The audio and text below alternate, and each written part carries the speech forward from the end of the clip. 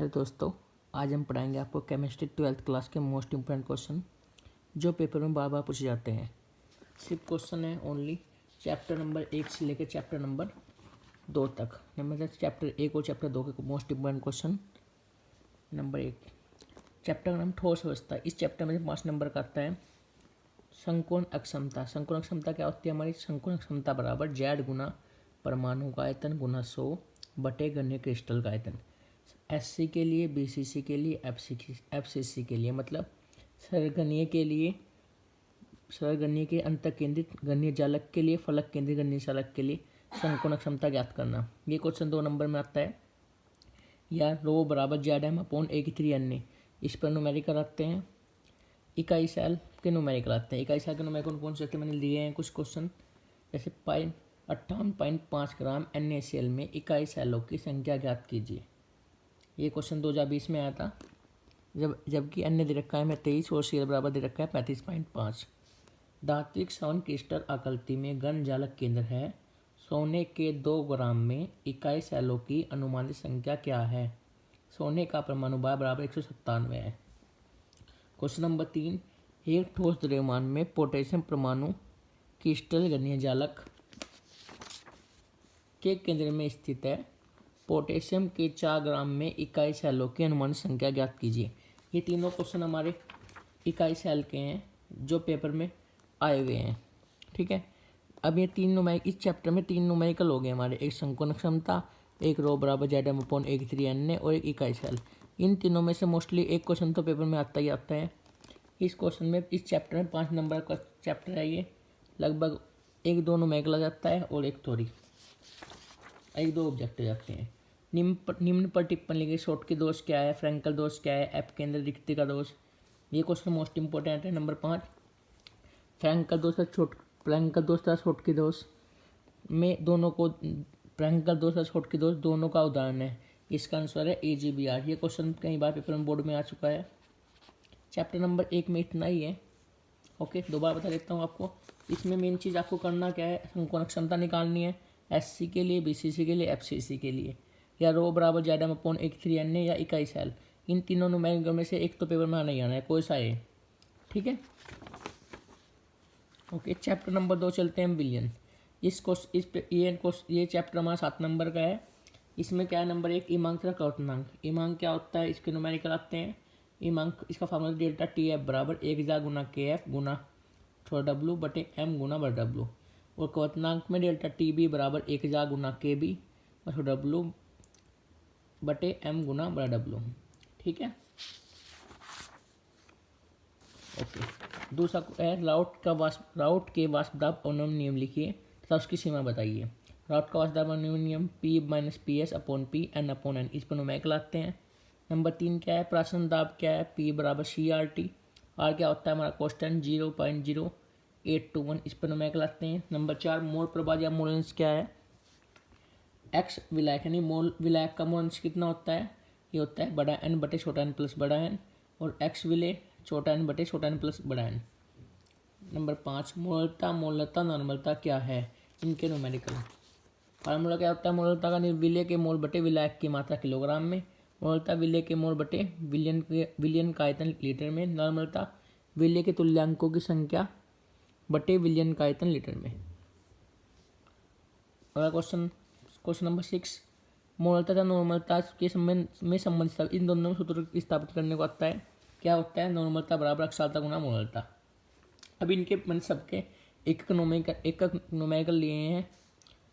पहला क्वेश्चन, एक कार्बनिक पदार्थ के जलीय विलयन जिसमें 3 ग्राम पदार्थ 50 ग्राम जल में घुला है, 50 ग्राम जल में घुला है का क्वथनांक 100.51 डिग्री सेल्सियस है। पदार्थ का अनुभाग ज्ञात कीजिए। ये क्वेश्चन क्या है हमारा? क्वथनांक का, यानी फार्मूला कौन सा लगेगा? इसमें आपका फार्मूला लगेगा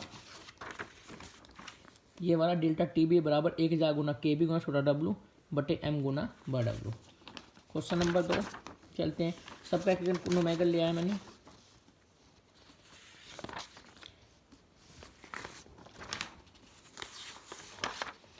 (2.25 ग्राम C6H12 और 6 यानी ग्लूकोज को 25 ग्राम जल में घोलने पर इमांक में 0.93 डिग्री 0.93 डिग्री सेल्सियस की कमी होती है। जल के मोलर अवनमन स्थिरांक की गणना कीजिए। यानी ये क्वेश्चन क्या का है, हिमांक का। इसके लिए फार्मूला कौन सा लगेगा आपका, ये हिमांक है तो फार्मूला हिमांक का लगेगा। हिमांक का फार्मूला क्या होता है हमारा, डेल्टा टी एफ बराबर 1000 गुना के एफ गुना छोटा डब्लू एम गुना बड़ा डब्लू। हिमांक और क्वथनांक में से कोई पेपर नहीं है जिसमें क्वेश्चन ना आता, ये पेपर में आना ही आना है हिमांक क्वथनांक में से क्वेश्चन 2 नंबर का। Okay, question number 3, 27 degree Celsius ताप पर 6% C6H12O यानी ग्लूकोज विलयन का प्राशन दाब ज्ञात कीजिए। ये क्या क्वेश्चन है हमारा, प्राशन दाब का। प्राशन दाब क्या होता है हमारा, प्राशन दाब का फार्मूला होता है, देखते हैं। प्राशन दाब का फार्मूला होता है P बराबर CRT। और हमारा कॉन्स्टेंट होता है 0.0821। इसमें प्राशन दाब में कौन सा फार्मूला लगा, P बराबर CRT। ये इस पर न्यूमेरिकल है। क्वेश्चन नंबर 4, किसी ताप पर एक विलायक का वाष्प दाब 0.416 बार है। 0.5 ग्राम अवाष्पीय विद्युत अनगभट्टे ठोस को 42 ग्राम विलायक बैग में देखा मोल द्रव्यमान 84 ग्राम प्रति मोल में घोला गया। प्राप्त विलयन का वाष्प दाब 0.414 बार पाया गया। ठोस के मोल द्रव्यमान ज्ञात कीजिए। यानी ये क्वेश्चन क्या का है, ये क्वेश्चन है आपका वाष्प दाब का। वाष्प दाब का फार्मूला क्या होता है, P, इसमें कौन सा फार्मूला लगा, P minus PS upon P छोटा n बटे बड़ा n। ओके, अब आते हैं क्वेश्चन नंबर 5 पे। बार अनुसार 25% ग्लिसरॉल C3H8O3 के विलयन में ग्लिसरॉल के मोल अंश की गणना कीजिए। यानी क्या निकालना है, ग्लिसरॉल का मोल अंश निकालना है। ये क्वेश्चन क्या का है, मोल अंश या मोल प्रभाज का। तो इसमें क्या निकल, कौन सा फार्मूला लगेगा, एक्स विलायक बराबर बड़ा n बटे छोटा n प्लस बड़ा n, और एक्स विलय बराबर छोटा n बटे छोटा n प्लस बड़ा n। ओके, अब विलयन की मोलता गणना करो जबकि 440 ग्राम विलायक में 20 ग्राम NaOH मिलाई। ये क्वेश्चन क्या है आपका, मोलता का।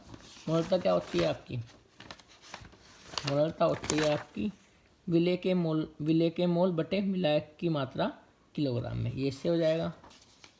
अब लास्ट क्वेश्चन है आपका, H2SO4 का एक नमूना 94% W/V है, उसका घनत्व 1.84 ग्राम प्रति ml है। इस विलयन की मोलता ज्ञात कीजिए। ये भी क्वेश्चन मोलता का, ये फार्मूला कौन सा लगेगा, वही लगेगा। लेकिन इसमें क्या दे रखा है, 94% W/V। इसका मतलब क्या है, इसका मतलब होता है 94% W/V। इसका मतलब 94 ग्राम तो हमारे पास विलय है, क्या है, विलय। और ये प्रति V यानी आयतन में V में दिया है, यानी इसका मतलब ये कितने में है, 100 ml में है। कितने में है, 100 ml में। 94 ग्राम विलय जो है हमारे पास, 94 ग्राम तो हमारे पास विलय, यानी कि H2SO4 हो गया। और कितने उसमें है आयतन में, 100 ml में, यानी V कितना हो गया आपका, 100 ml। अब मोलता के लिए क्या चाहिए, मोलता के लिए चाहिए हमें कितनी, मोलता के लिए चाहिए विलायक की मात्रा, यानी विलायक की मात्रा चाहिए। तो इसमें रो दे रखा है हमारा, रो देखते हैं 1.84 ग्राम प्रति ml। तो यहाँ से रो बराबर M/V से इस M निकाल लेते हैं। M क्या होती है, ये होती है हमारी विलयन की मात्रा। और विलयन की मात्रा निकालने के बाद हम विलयन में से विलय घटा देंगे, जो बचेगा वो क्या होगा आपका, विलायक। ओके, ये थे आपके चैप्टर नंबर 1 से लेकर चैप्टर नंबर 2 तक, यानी चैप्टर 1 और 2 के इम्पोर्टेंट क्वेश्चन जो मोस्टली पेपर में आते हैं।